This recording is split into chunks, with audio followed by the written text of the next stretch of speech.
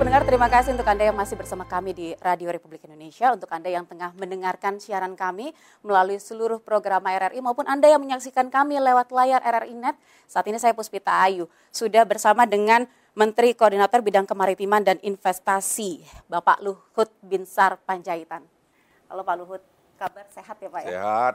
Alhamdulillah, meskipun sepertinya berapa hari terakhir ini jauh lebih sibuk karena selain mengurus mungkin yang biasanya memang diurus oleh Bapak, tambahan juga kemarin soal perhubungan dan yang sebagainya. Ya. Tapi masih tetap semangat. Ya, sehat. Kalau hatinya sehat kan, ya pikirannya sehat, ya badannya sehat. Alhamdulillah. Pak Luhut, masyarakat Indonesia, tidak hanya di Indonesia tapi di seluruh dunia, khususnya Muslim, ini tengah menjalankan ibadah Ramadan. Biasanya kalau di Indonesia kita punya kebiasaan mudik. Setiap tahun menjadi momen yang ditunggu. Tapi yang berbeda di tahun ini, pemerintah kemudian mengeluarkan larangan mudik. Saya ingin tahu dulu bagaimana kemudian Pak Luhut melihat larangan mudik pemerintah ini dan tanggapannya dari masyarakat sejauh ini. Saya hampir 1,5 tahun di Timur Tengah. Saya tinggal di Kairo, di Ismailia, Port Said, Port Fuad gitu. Selama. Jadi saya ngalami bagaimana Ramadan di sana. Ya memang Ramadan di sana dengan sini ada satu yang unik, yaitu tadi ya ujung dari Ramadan pulang atau mudik tadi itu. Ya. Yang di sana saya nggak lihat sih mudik itu. Nah mudik ini menjadi tradisi yang melekat ke dalam ya agama Islam sendiri saya lihat. Dan itu tidak bisa diungkirin, itu sudah satu keniscayaan atau satu kehebatan Indonesia gitu. Ya pemerintah sadar betul mengenai hal ini. Jadi makanya pemerintah, presiden tuh betul-betul berkonsultasi dengan semua tokoh-tokoh agama mengenai keputusan yang mau diambil waktu itu. Nah, kita melihat COVID-19 ini tidak pernah terbayangkan juga begini parahnya. Artinya seluruh dunia 218 negara. Jadi untuk pemirsa di TV RI maupun RRI Net, itu ada hampir 218 atau 216 negara. Itu yang kena COVID-19. Dan itu dampaknya luar biasa. Negara sebesar Amerika saja, rakyat yang meninggal per kemarin sudah 46.000. Hari ini mungkin lebih angka itu.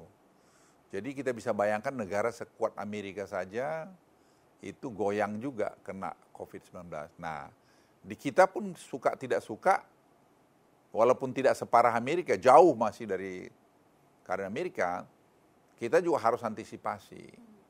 Nah ada hal yang paling mendasar yang menurut saya harus kita sikapin. Itu kita harus mulai merubah cara hidup kita sekarang. Yaitu menurut saya sejalan dengan agama juga. Justru dalam bulan Ramadan, bulan suci ini perlu kita terapkan dalam hidup kita. Yaitu tadi ya bersihan hidup. Jadi jaga jarak, terus kemudian tadi pakai masker, kemudian cuci tangan, setiap mau makan cuci tangan, tidak bisa lagi. Kita itu hidup jorok itu. Nah, kalau ini kita lakukan sangat membantu. Makanya pelaksanaan PSBB di Jakarta sudah kita buktikan terjadi penurunan orang yang kena, tapi peningkatan penyembuhan dan tingkat yang meninggal berkurang. Jadi ini satu fakta ini. Nah itu sebabnya pemerintah melihat ini dengan jernih. Nah kenapa tidak lakukan buru-buru? Orang bilang pemerintah lambat. Tidak lambat. Presiden Joko Widodo ini menurut saya sangat hati-hati dan cermat melihat. Karena menyangkut hidup orang banyak dan berkali-kali beliau menekankan. Jangan sampai rakyat kecil itu menjadi korban pertama dari COVID-19 ini. Itu sebabnya disiapkan nih sekarang bantuan-bantuan sosial, bantuan-bantuan langsung, macam-macam PKH, dana desa dan sebagainya itu. Itu harus pasti sampai dulu ke bawah, baru kita lakukan tadi pelarangan mudik itu. Jadi pelarangan mudik ini sudah terpikir dari awal. Jadi kalau orang bilang lambat ya nggak benar. Sekarang pertanyaan berikutnya, bagaimana ekonomi kita? Ya, ekonomi terganggu. Tapi kita masih bisa mengatasi ekonomi ini tidak terjerembab karena ramalan lembaga-lembaga ekonomi dunia, hanya 3 negara di Asia ini yang masih tumbuh tahun ini. Lainnya udah negatif udah.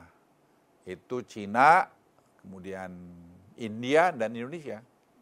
Itu 0,5%. Nah, tahun depan malah Indonesia diramalkan tumbuh 8,2%. Jadi Anda bisa bayangkan sebenarnya Indonesia dalam posisi yang cukup baik, tapi tidak cukup itu. Ya. Harus ada kekompakan kita semua, kepatuhan masyarakat. Berarti bagaimana kemudian masyarakat menyikapi ya, itu tadi juga persis yang Mbak sampaikan. Kalau masyarakat ini tidak patuh pada anjuran pemerintah, larangan-larangan pemerintah, maka tidak bisa ekonomi itu jalan cepat sehingga tidak dapat pekerjaan. Kalau tidak dapat pekerjaan, tidak dapat penerimaan. Kalau tidak dapat penerimaan, Anda menderita, keluarga menderita. Jadi kita semua harus sadar ini, bahwa penyelesaian nggak bisa hanya pemerintah yang omong. Nah, kita semua rakyat itu harus sepakat. Memang saya agak kecewa melihat ada ya tokoh-tokoh kita yang masih memberikan berita-berita yang kurang pas, membuat berita-berita yang membuat rakyat jadi ragu. Percayalah, Presiden Jokowi itu kan datang lahir dari keluarga yang sangat sederhana. Beliau pernah cerita kok, saya itu udah mengalami Pak Luhut berapa kali pindah rumah di Solo itu, bantaran kali Solo. Jadi beliau pernah bilang, saya ini presiden masa iya nggak bisa membuat orang-orang yang susah itu bisa lebih baik. Jadi tekad itu jangan diragukan. Dan bukan hanya setengah tekad, bukan hanya sekedar tekad, itu dibuktikan dalam setiap pekerjaan kami, rapat-rapat virtual kami, dan sebelum virtual ini, itu selalu masalah kebutuhan rakyat kecil itu menjadi sangat penting. Jadi kemudian kenapa agak belakangan begitu menyampaikan pengumuman itu, karena sebenarnya pemerintah mau menghitung dulu semua dampak dan efeknya. Ya begitu. Sebenarnya belakangan itu kan tergantung daripada melihatnya. Kita mesti lihat siap, jadi seperti perang. Saya kan tentara nih.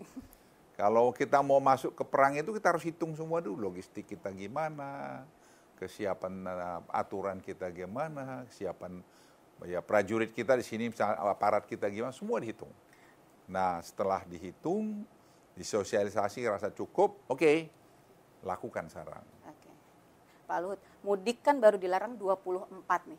Ya. Tapi sampai hari ini ternyata sampai sebelum tanggal 24 itu masih banyak warga yang pulang kampung. Ya, itu yang sudah kita antisipasi, sudah kita bikin aturan-aturan. Tapi Presiden lagi-lagi berpesan, ya itulah tadi, ini kan ngatur ini semua harus pas ya. Ya jangan represif menindak. Ya kita tidak mau seperti dia dilucutin gitu, tidak mau. Ya itu Presiden kan. Ya aparat itu harus bisa menyesuaikan itu. Ada yang tanya sama saya, ini harusnya begini. Saya bilang, Anda mungkin benar, mungkin juga tidak benar. Karena setiap keputusan itu pasti ada untung ruginya. Tidak ada satu keputusan yang sempurna. Nah, jadi kita hitung mana keputusan yang paling sedikit negatifnya. Nah, kita pikir yang ini. Nah, kita sudah hitung dari semua aspek ini. Pak Luhut, saya tertarik dengan pernyataannya Pak Luhut beberapa waktu yang lalu yang mengatakan bahwa COVID-19 ini membawa reformasi hebat. Nah, Pak Luhut melihat kemudian pandemi ini menjadi salah satu hal yang sangat positif begitu. Di mana sisi positifnya, Pak? Ya kalau tanya pertama kita sangat berduka terhadap teman-teman kita, keluarganya yang meninggal karena ini. Tapi hidup itu kan tidak boleh hanya melihat sisi negatif. Kita coba lihat sisi positif. Saya setelah berjalan beberapa waktu, ini justru golden opportunity buat kita untuk melakukan reformasi semua bidang. Dan ternyata sekarang bisa, contoh yang sederhana lah. Virtual ini kan paling enak sekarang ketemu. Hampir tidak pernah absen yang hadir. Kenapa? Mudah. Apakah tidak cukup clear? Sangat clear. Cost-nya jadi turun, lebih efisien, itu satu. Yang kedua, sekarang kita mengumpulkan data ini menjadi satu. Kalau data ini nanti sempurna, atau 99% lebih itu sempurna, itu membuat Indonesia pasti lebih hebat lagi. Yang ketiga, Ini banyak nanti list bisa sampai berapa puluh kali itu. Sekarang Presiden sudah perintahkan semua industri obat harus dibuat dalam negeri. Yang bisa. Jadi anggaran sekarang 75 triliun untuk kesehatan itu upayakan untuk membeli apa yang diproduksi dalam negeri dan kemudian dibuat dalam negeri. Nah itu sekarang lagi jalan. Akibatnya apa? Researcher kita, peneliti kita buat apa yang dibuat? Ventilator. Buatan dalam negeri sekarang. Ya casingnya belum terlalu bagus, apa namanya casing itu? Kotaknya belum terlalu bagus, bikin lebih bagus. Harganya jauh lebih murah. Dan ini sekarang mulai berjalan nih. Dan sudah berjalan. Nah itu hal-hal yang kelihatan bagus. Misalnya lagi makan. Kita tahu sekarang didorong semua industri pangan. Akibatnya didorong semua pembangunan pakai produk dalam negeri. Kenapa? Supaya ada lapangan kerja, supaya jalan gitu. Jadi saya pikir kalau kita mau cari positif buat negara ini COVID-19 ini mungkin alam ini mengajar kita untuk lebih ramah pada lingkungan, untuk tadi tidak buang sampah, untuk kita membangun persatuan. Makanya balik-balik saya titip lagi, intelektual kita tuh jangan cerita atau berkomentar kalau belum jelas informasinya. Supaya apa? Supaya dia tanpa dia sadari, kalau dia memberikan satu informasi yang keliru, dia mungkin menambah orang yang, meninggal atau cedera. Jadi jangan mulut kita itu mengucapkan sesuatu yang bisa membuat orang lain jadi cedera. Apalagi dalam bulan suci Ramadan ini, ya momentum buat saya pikir ya untuk melakukan refleksi semua kita. Apa sih yang sudah saya perbuat pada lingkungan saya? Nanya diri dulu. Jadi jangan terus ngeritik orang aja. Tanya diri kita masing-masing. Apa sih yang sudah saya buat di lingkungan saya? Apa yang saya sudah upayakan bantu orang lain? Apa yang sudah saya lakukan untuk ini dan seterusnya dan seterusnya. Nah kalau semua orang berpikir begitu, berpikir positif begitu, maka aura positif lah yang akan datang untuk membangun Republik Indonesia ini. Pak Luhut, sebelum saya ke pertanyaan yang penting yang lain, tapi saya ingin tanyakan dulu. Kondisi ini kan sebenarnya tidak mudah, baru bagi semua orang. Mungkin untuk Pak Luhut sendiri juga baru. Bagaimana kemudian seorang Luhut Binsar Panjaitan beradaptasi dengan semua kondisi ini, Pak? Ya sebenarnya kita harus beradaptasi, mau enggak mau, suka enggak suka. Ya kan? Jadi kita baca literatur, dengerin pendapat-pendapat. Kan ada ahli-ahli epidemiologi, mereka cerita, mereka bilang yang paling mendasar misalnya tadi yang saya katakan 3 hal itu. Yaitu tadi pakai masker, jaga jarak, kemudian tadi cuci tangan. Ini aja, pertama aja dikerjain. Kalau semua disiplin 3 ini, semua kita bicara keluarga kita, teman kita, keluarga siapa saja, itu sudah sangat membantu memutus mata rantai COVID-19. Termasuk pola interaksi dengan kerabat, mungkin dengan keluarga? Sama aja. Sama. Jadi jaga jarak. Okay. Kalau itu bisa lakukan, ya sangat cepat ekonomi itu akan bisa dibuka dan kemudian lapangan kerja akan bangun. Tapi kalau kita nanti melanggar lagi, bisa datang lagi, hilang lagi lapangan kerja. Jadi tergantung kita. Kalau orang-orang yang sudah berada itu dia masih bisa hidup. Tapi bagaimana teman-teman, adik-adik yang ojol, yang apa itu. Okay. Nah kita punya tanggung jawab, kita ini semua punya tanggung jawab, dia juga.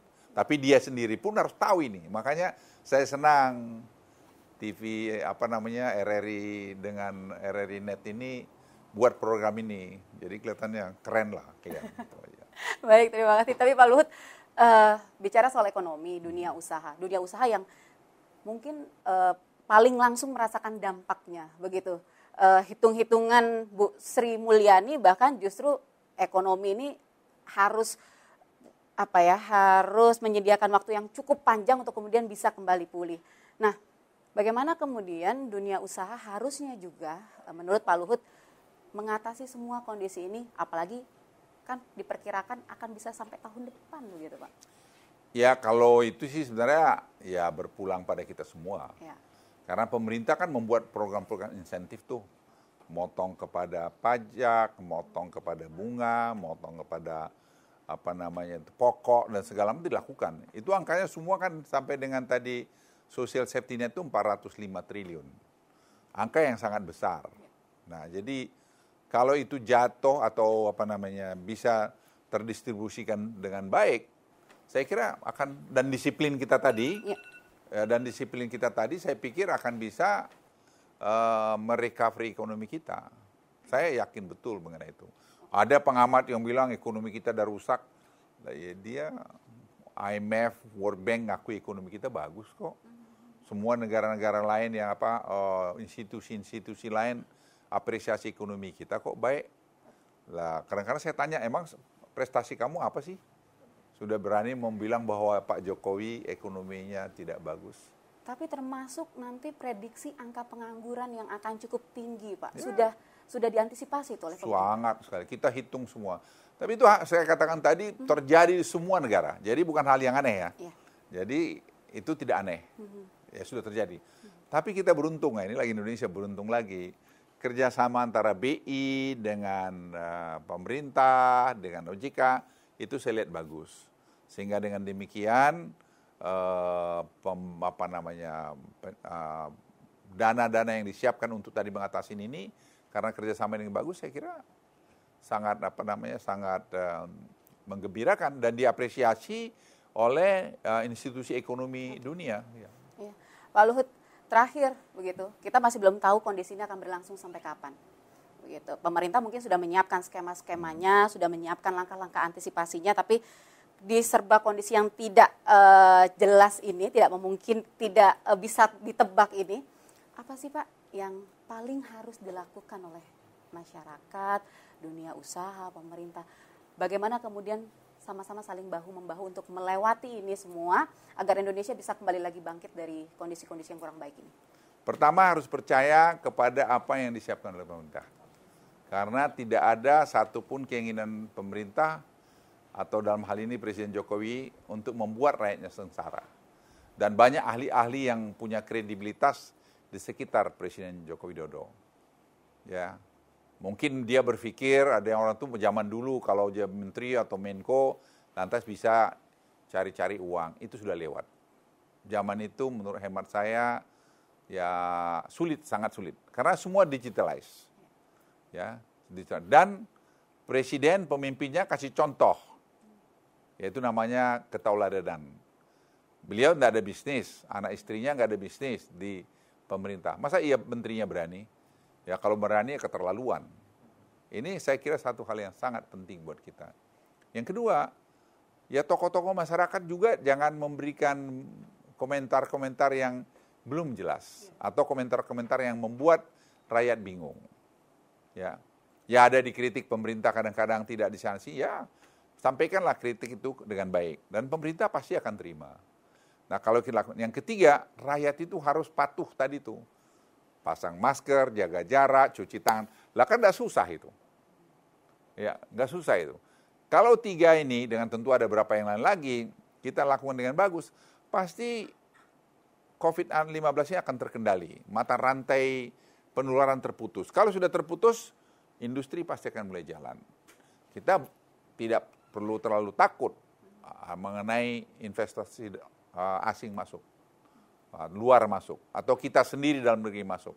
Karena sekarang semua jalan juga pelan-pelan, nunggu juga.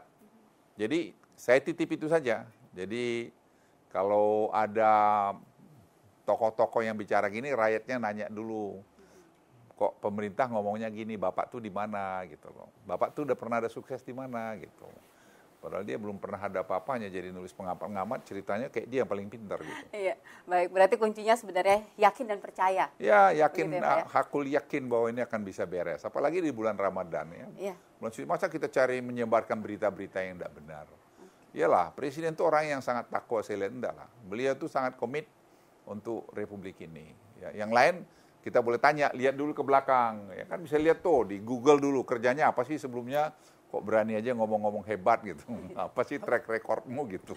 Baik, Pak Luhut Binsar Panjaitan, terima kasih sudah berbincang bersama RRI. Ya, saya mau sampaikan sekali lagi dari RRI ini selamat melaksanakan ibadah puasa dalam 1 Ramadan 1441 Hijriah. Ya, kita berpuasa, teman-teman lakukan ibadah puasa dengan baik, dengan hati yang bagus dan yang tulus, dengan doa yang khusyuk, sehingga Indonesia ini bisa keluar dari keadaan ini. Ya, saya ingin sampaikan lagi RRI TV, RRI Net, keren. Oke, baik. Terima kasih Pak Luhut. Itu dia tadi bincang-bincang kami, pendengar dan pemirsa RRI Net dengan Menteri Koordinator Bidang Kemaritiman dan Investasi, Luhut Binsar Panjaitan. Jangan lupa tadi pesan dari Pak Luhut, ada 3. Yang pertama, hakul yakin saja dengan semua kebijakan pemerintah, karena pemerintah pasti sudah berhitung A sampai dengan Z-nya. Lalu yang paling penting yang bisa dilakukan oleh masyarakat adalah mematuhi semua protokol kesehatan, karena ini demi kita bersama.